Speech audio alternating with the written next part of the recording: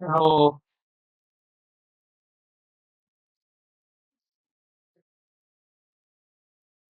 चलिए, आज हम 10 इम्पोर्टेंट क्वेश्चन पढ़ेंगे पॉलिटी के और उसके बाद आगे बढ़ते हैं। ठीक है। Which article of the constitution of India provides the parliamentary form of government at the centre. तो सा आर्टिकल ये देता है, ये आर्टिकल 74 75 देता है। ठीक है, तो 74 क्या कहता है? आर्टिकल 74 कहता है कि काउंसिल ऑफ क्या होना चाहिए? काउंसिल ऑफ मिनिस्टर होने चाहिए along with पीएम। 75 हमको क्या बताता है? 75 बताता है हमको अपॉइंटमेंट अपॉइंटमेंट टेन्योर। ठीक है, टेन्योर और रिस्पॉन्सिबिलिटी। ठीक है, किसका? मिनिस्टर्स का और साथ ही साथ पीएम का भी बताता है। ठीक है। पार्लिया एक इसमें नॉर्मल चीज है कि पार्लियामेंट्री फॉर्म ऑफ गवर्नमेंट जो है ये इसका प्रावधान इंडियन कॉन्स्टिट्यूशन में कहाँ से लिया गया? ये हमारा यूके से लिया गया। ठीक है, कहाँ से लिया गया है? यूके से लिया गया है।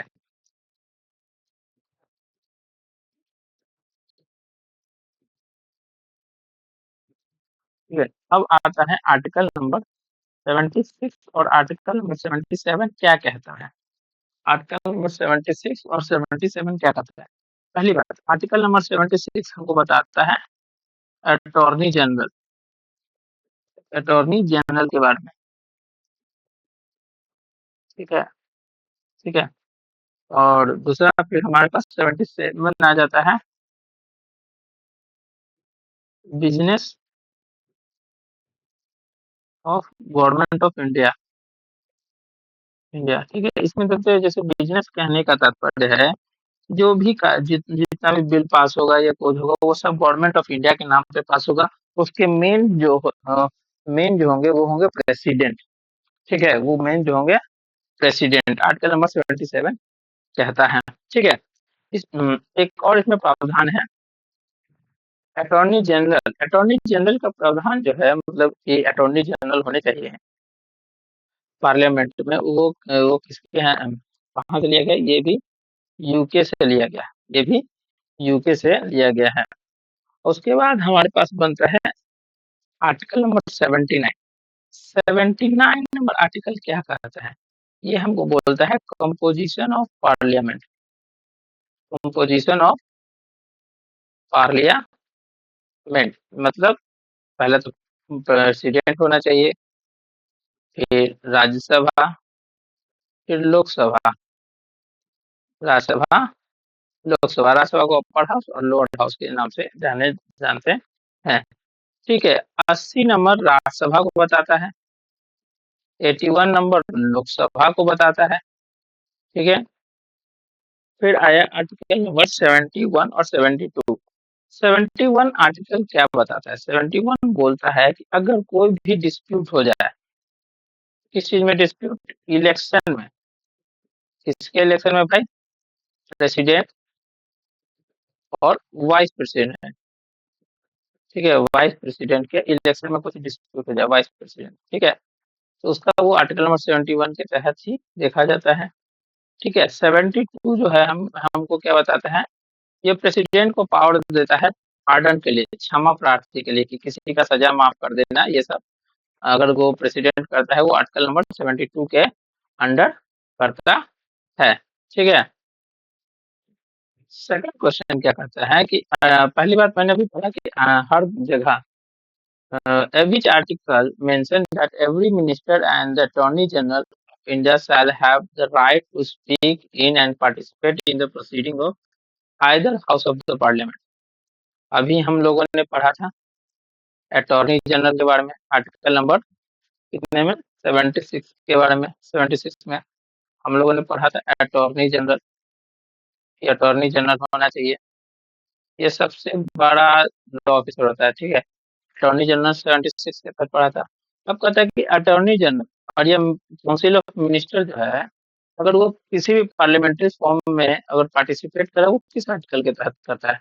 वो आर्टिकल नंबर है 88 के तहत करता है। हमने पूछा था कि ये कहाँ से लिया गया है, ये यूके से लिया गया है, ठीक है। अब चलिए 88 तो हमारा आंसर हो गया। 86 आर्टिकल क्या कहता है? 86 आर्टिकल भी तो कुछ कह रहा होगा। 86 आर्टिकल हमारा कहता है कि प्रेसिडेंट के पास ये पावर है कि वो किसी भी हाउस में, president has right to send message in any either house of the parliament, वो चाहे वो राज्यसभा हो या लोकसभा, किसी भी में वो भेज सकता है। अब 87 क्या कहता है? 87 जो है, इसके तहत प्रेसिडेंट जो है, जब कभी भी नई गवर्नमेंट चूज करके आती है, उनका जो पहला सेशन होता है, उसको वो क्या करते हैं, संबोधित करते हैं। आर्टिकल इसके, ठीक है, तो स्पेशल एड्रेस देते हैं, ठीक है, स्पेशल एड्रेस देते हैं इन इन न्यू सेशन। न्यू सेशन में वो क्या करते हैं, स्पेशल एड्रेस देने का काम करते हैं इसके तहत। फिर आर्टिकल नंबर 89 है। 89 आर्टिकल कहता है कि हर राज्यसभा में हमारे पास चेयरमैन और डिप्टी चेयरमैन होने चाहिए, ठीक है, डिप्टी चेयरमैन होने चाहिए। ये हमारा क्वेश्चन नंबर 89 नंबर आर्टिकल कहता है, ठीक है। इस चीजों को क्लियर हो गया दिमाग से। अब क्वेश्चन नंबर 3 पे चलते हैं, ठीक है। क्वेश्चन नंबर 3 कहता है कि which article explain that the executive power of every state shall not impair the executive power of the union and allow the union to give direction to the states। मतलब कह रहा है कि कौन article के तहत जो पावर है स्टेट स्टेट स्टेट जो है यूनियन के किसी भी राइट, मतलब यूनियन कोई बिल पारित करता है तो उसमें वो तकलीफ ना दे या को रोके ना, उसको वो क्या करे, और वो रोके ना, और प्लस वो बिल का समर्थन देने की कोशिश करी। इससे क्या होता है, यूनियन को मजबूत किया गया है। तो ये आर्टिकल 257 के तहत आता है, ठीक है। उसके तहत ये सारा काम होता है, ठीक है, कि ये आपका आंसर है, ठीक है, 257। अब आर्टिकल 261 है, आर्टिकल नंबर 261 है। ये 261 क्या कहता है? The public act records and judicial proceeding and their full faith and credit across India। ठीक है, ये डील करता है पब्लिक एक्ट के पर, रिकॉर्ड्स पर, ठीक है, कि या और जुडिशियल जुडिशियल मतलब जो जज हमारा, जो भी हमारा जो न्यायपालिका है, जुडिशियल प्रोसीडिंग्स पे कि वो सही करेगा, वो गलत नहीं करेगा पूरे इंडिया में, ठीक है। ये आर्टिकल नंबर 261 हमको बोलता है। आर्टिकल नंबर 247, अब आता है आर्टिकल 247। जितने भी आर्टिकल है सबको एक एक करके देखेंगे। आर्टिकल नंबर 247 क्या कहता है? ये हमको स्टेट को पावर देता है, इम्पावर करता है कि जितने भी यूटी हैं उसमें एडिशनल एडिशनल कोर्ट्स बनने चाहिए, कोर्ट्स होना चाहिए, एडिशनल कोर्ट्स होना चाहिए इसमें यूटी यूनियन टेरिटरी में। फिर आर्टिकल 123 के, अगर जो बच्चे थोड़ा सा भी मैथ के तो 123 के बारे में पता है। इससे जो है प्रेसिडेंट, इस आर्टिकल के अंडर प्रेसिडेंट ऑर्डिनेंस देता है, ऑर्डिनेंस पारित करता है, ठीक ठीक है। आर्टिकल नंबर 77 क्या करता है? मैंने जब आपको अटॉर्नी जनरल पढ़ाया था कि 76 में अटॉर्नी जनरल होते हैं, आर्टिकल नंबर 77 जो है conduct of business of government of India के बारे में बताता है। मतलब जितना भी सारा का सारा काम, सारा सरकारी काम जो है वो किसके नाम पे होगा? राष्ट्रपति के नाम पे होगा। राष्ट्रपति के नाम पर होगा। हर बिल राष्ट्रपति ही पारित मतलब उसको लाएंगे, उनके आखिरी अप्रूवल राष्ट्रपति का होगा। ठीक है। अब इसमें से कुछ इंपॉर्टेंट आर्टिकल्स हम लोग देख लेते हैं। ठीक है। इसके में इंपॉर्टेंट आर्टिकल होता है 63। ठीक है। 63 से 70 के बीच जितना भी आर्टिकल है, इन सब के बीच में ये सब आ जाएंगे। पहला आर्टिकल जो है 66 देखिए, ये क्या बताता है? इलेक्शन बताता है। किसका भाई? वाइस प्रेसिडेंट का। किसका? वाइस प्रेसिडेंट का। अच्छा, वाइस प्रेसिडेंट से मैंने अभी आपको एक बताया था कि डिस्प्यूट होना चाहिए, तो वो किसके तहत जाके रिजॉल्व होता है? थोड़ा सोचा जाए, किसके तहत ये डिस्प्यूट जाके रिजॉल्व होगा? बोलिए बोलिए। हम्म, नहीं पता है? तो नहीं पता है तो कोई बात नहीं, इसको थोड़ा सोचते हैं, उसके बाद फिर आगे चलेंगे। सोचिए, उसके बाद लास्ट में इसके बारे में बताया जाएगा।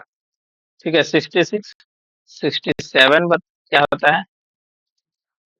टर्म ऑफ द ऑफिस कितने साल के लिए रहेंगे? टर्म ऑफ द ऑफिस किसका? वाइस प्रेसिडेंट का। वाइस प्रेसिडेंट का। ठीक है। 69 हमको क्या बताता है? ओथ कौन दिलाएगा? 69 ओथ प्रेसिडेंट, प्रेसिडेंट। ठीक है। ओथ जैसे ये देखिए, टर्म टर्म हमारा किस पे बताता है? टर्म हमारा किस जो कौन बताएगा? आप देख लीजिए। Of the office of the vice president 67, vice president जो है 66 के तहत, ओथ जो है हमारा 69 के तहत आता है। अब क्वेश्चन आता है कि which article mention the organisation of village panchayat. ये थोड़ा इजी क्वेश्चन है, आप भी सोचेंगे, अगर पढ़े होंगे तो थोड़ा बता सकते हैं। बताइए। ये आर्टिकल 40 बताता है क्या? विलेज पंचायत के बारे में। विलेज पंचायत 40 हमको बताता है कि विलेज पंचायत होना चाहिए। ये किसके अंदर आता है? ये डीपीएसपी के अंदर आता है। डीपीएसपी कहाँ से लिया गया है? डीपीएसपी करने का मतलब है directive principle of state policy. ये डीपीएसपी ये कहाँ से लिया गया है? ये आयरलैंड से लिया गया है। ठीक है भाई, इसको चीजों को हम जान गए। कौन से पार्ट के अंदर आता है? पार्ट 4A, 4 में के अंदर आता है। डीपीएसपी कहाँ से आता है? कहाँ से कहा था? सेट 51 तक होता है, आर्टिकल तक। ठीक है। ये चीजें, ये सब डीपीएसपी है। आर्टिकल 31 पहले क्या था? ये राइट टू प्रॉपर्टी था पहले, अभी नहीं। राइट टू प्रॉपर्टी था, उसको अब हटा दिया गया है, रिपील करके ये आर्टिकल 300A बन गया है। ठीक है। कौन से? 42nd अमेंडमेंट एक्ट के 1976 के तहत, जिसको मिनी कॉन्स्टिट्यूशन भी कहा जाता है। इसमें बहुत सारे सुधार हुए थे। ठीक है। बहुत 44th अमेंडमेंट एक्ट के तहत, 44th अमेंडमेंट एक्ट 1978 में। ठीक है। इसमें बहुत सारे सुधार हुए थे। ठीक है। मैं ठीक है कहने का आदत धीरे धीरे मैं जब बनाता जाऊंगा वीडियो ना, तो चला जाएगा। ठीक है। ओके। अब आया 36 नंबर आर्टिकल। आर्टिकल नंबर 36 किस बारे में कहता है? ये डेफिनेशन ऑफ स्टेट मतलब डेफिनेशन ऑफ स्टेट की एक स्टेट कैसा होना चाहिए उसके बारे में आपको आर्टिकल नंबर 36 बताया। डीपीएसपी का सबसे पहला दूसरा आर्टिकल होता है, ठीक है। अब आर्टिकल नंबर 38 क्या कह रहा है? Welfare of the people by securing social, economical and political justice, ठीक है, इसके बारे में कहता है। फिर आर्टिकल नंबर 39 ए आता है, equal pay for equal work, 39 ए के तहत ये आता है।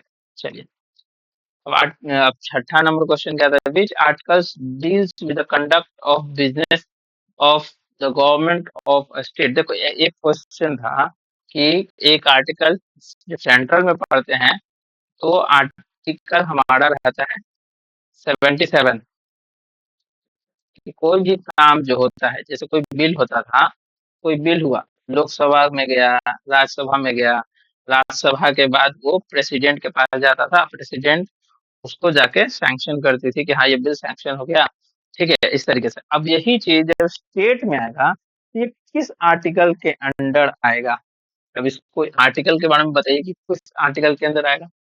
इसमें है आर्टिकल 166, आर्टिकल 166 के बारे में कहा गया है कि आर्टिकल नंबर 166 के तहत कोई भी स्टेट में कोई भी बिल जब पारित होगा, वो किसके नाम पे पारित होगा?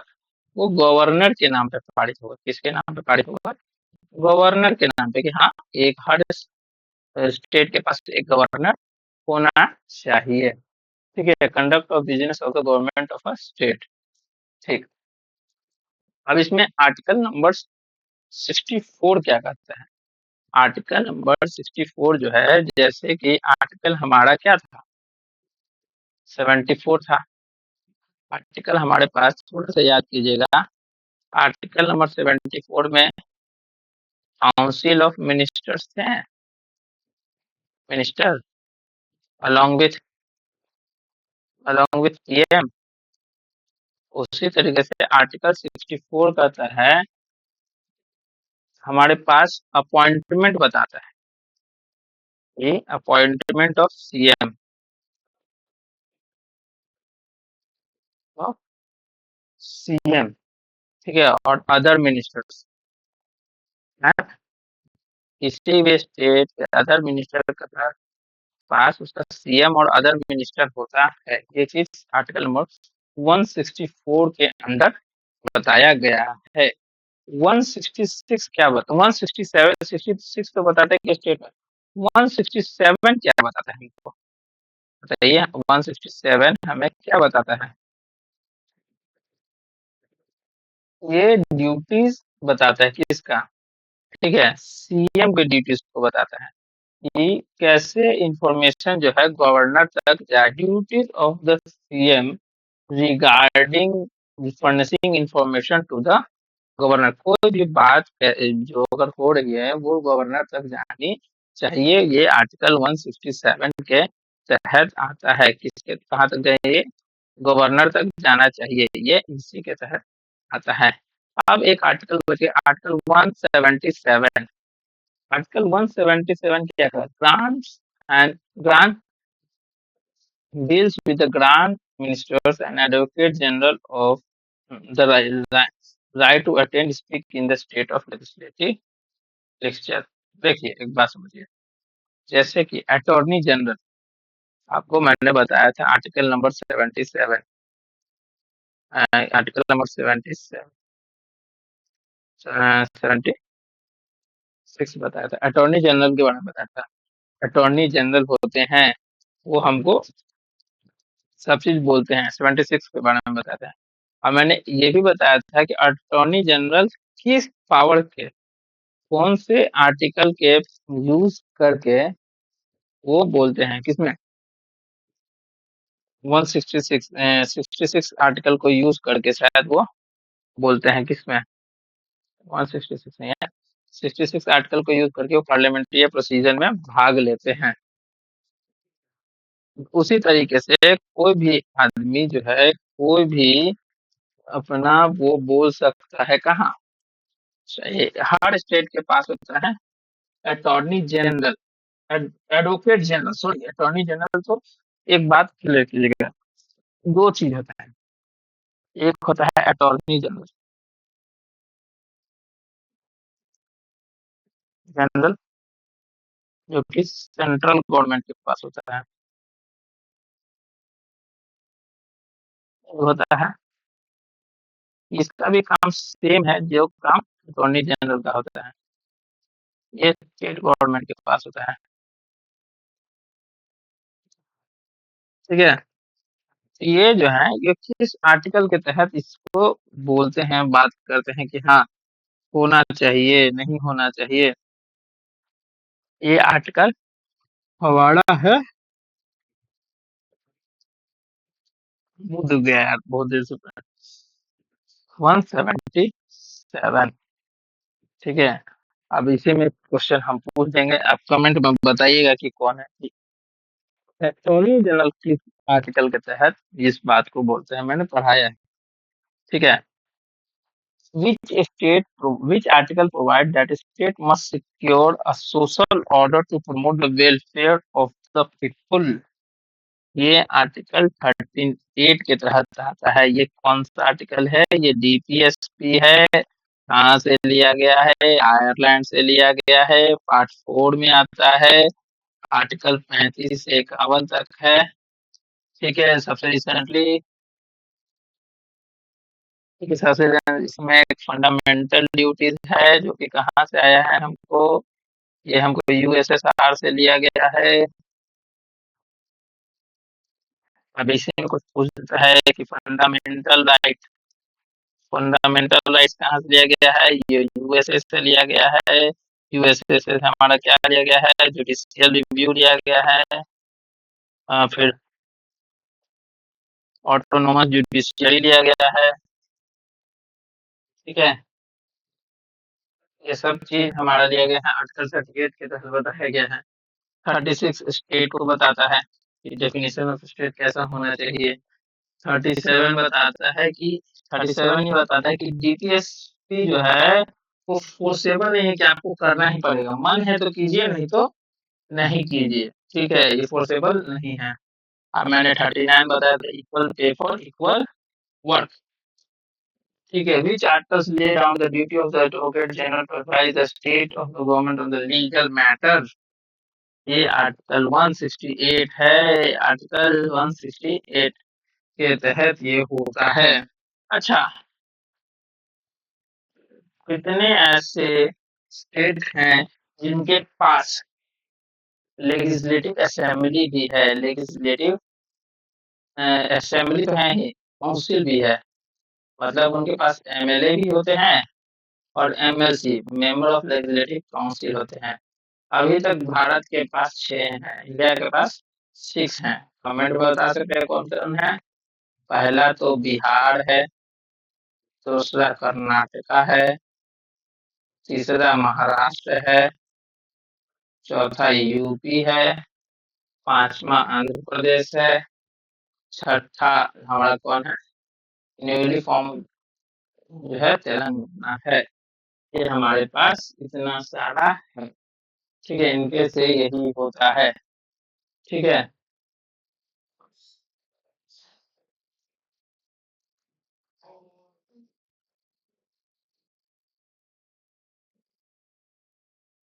आर्टिकल 168 के तहत ये कि हर स्टेट के पास, मतलब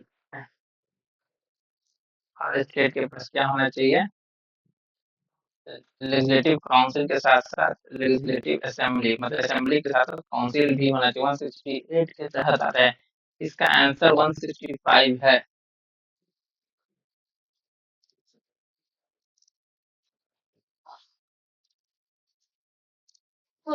मैंने आपको बताया था कि duties of the CM regarding the funding information to the government, तो 167 बताया, 166 के तहत बताया था कि आपके पास ensure structural administrative process in the state executive similar to the article 77 at the union level. 77 के तहत ही आर्टिकल 76 है कि क्या, कि कोई भी conduct of business of the state government of state के तहत मैंने ये चीज आपको बताया।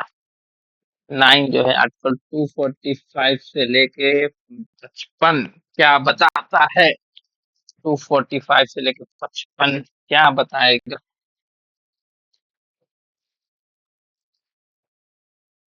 ये बताता है legislative relations between the centre and the state को बताता है। ठीक है, इस आर्टिकल के तहत ये सब कुछ बताया गया है। ये आर्टिकल आगे देखते हैं। पार्ट 11 के तहत, पार्ट 7 के तहत इनको अलग अलग लॉज में बांटा गया है, एक्सटेंड किया गया है। अब इसी के तहत हमारे पास लिस्ट आया है। भारत के पास 3 लिस्ट है, एक यूनियन लिस्ट, एक स्टेट लिस्ट, एक कॉन्करेंट लिस्ट। यूनियन लिस्ट में यूनियन की सारी चीजें थी, स्टेट लिस्ट में स्टेट की सारी चीजें, कॉन्करेंट लिस्ट में दोनों अपना। यूनियन लिस्ट में जितने भी चीजें थी सेंट्रल गवर्नमेंट लॉ बना सकती है, स्टेट लिस्ट में उसमें स्टेट गवर्नमेंट, कॉन्करेंट में जितने दोनों बना सकते हैं। और एक होता है residuary power, residuary residuary power, जब कोई चीज ऐसे जो बच गया उस पे सेंट्रल गवर्नमेंट क्या करेगी, लॉ बनाएगी। ठीक है, जैसे 245 क्या कहता है, extend of law made by the parliament by the legislature of the state. 246 distribution बताता है, इसके मतलब आर्टिकल 246 के तहत हमारे पास, 246 आर्टिकल के तहत हमारे पास क्या आता है, लिस्ट का प्रावधान दिया गया है। 248 के तहत हमको डिस्ट्रीब्यूटरी पावर मिलता है। आर्टिकल 248 के तहत हमको क्या मिलता है, डिस्ट्रीब्यूटरी पावर मिलता है। ठीक है, 256 से लेके 63 हमको इमरजेंसी प्रोविंस के बारे में बताता है। इमरजेंसी प्रोविंस जो है, इमरजेंसी, ये है इमरजेंसी प्रोविंस। ये आर्टिकल 352 से है 360 तक 3 तरीके के इमरजेंसी प्रोविंस है। नेशनल इमरजेंसी होता है, फाइनेंशियल इमरजेंसी होता है। ठीक है, और ट्रिब्यूनल हमारा आर्टिकल नंबर कितने के तहत आता है, आर्टिकल नंबर हमारा 323A से लेकर हमारा आता है 323B तक। ट्रिब्यूनल का सारा प्रोसीजर, फाइनेंशियल स्टेट ये जो है, ये हमारा आर्टिकल 256 टू 263 तक आता है। ये स्टेट रिलेशन के बारे में बताता है। ठीक है, अब लास्ट क्वेश्चन पे चलते हैं। Which article states that the state shall promote cottage industries in the rural areas? ये आर्टिकल जो है 43 है। इसमें आपको कॉटेज कॉटेज इंडस्ट्रीज बनाना पड़ेगा, पहला। आर्टिकल 4 ये क्या है, यूनिफॉर्म सिविल कोड, ये क्या है, ये सब डीपीएसपी है। मॉन्यूमेंट्स ऑफ, ठीक है, monuments and places of national interest, national interest के बारे में है। 42 मेरे के बारे में क्या होता है, ह्यूमन, कोई भी स्टेट जो है वो ह्यूमेन कंडीशन, वर्क होना चाहिए, वर्क एंड मैटरनिटी रिलीफ होना चाहिए। ठीक है, इन सभी चीजों के बारे में बताता है। ठीक है, ये 10 हमारे आर्टिकल्स हैं, मतलब 10 क्वेश्चन है जिसको हमने खत्म कर दिया। मैंने आपको बताया है, इसको अच्छे से रिवाइज करेंगे फिर पढ़ेंगे। अच्छा रहेगा तो उसको पढ़ेंगे तो ऐसे हमारा रिवाइज होगा। अगर मेरा पहल आपको अच्छा लग रहा है तो आप इसको सब्सक्राइब कीजिए, व्यूज बढ़ाइए, जिससे कि मैं भी आगे बढ़ सकूं और मुझे भी पढ़ाने में मजा आए और मैं भी अच्छे से पढ़ूं और आपको भी पढ़ाऊं। कोई ऐसा स्वार्थ नहीं है। चलिए, bye, good night, sweet dream. काफी रात हो गया तभी रिकॉर्ड कर रहा था।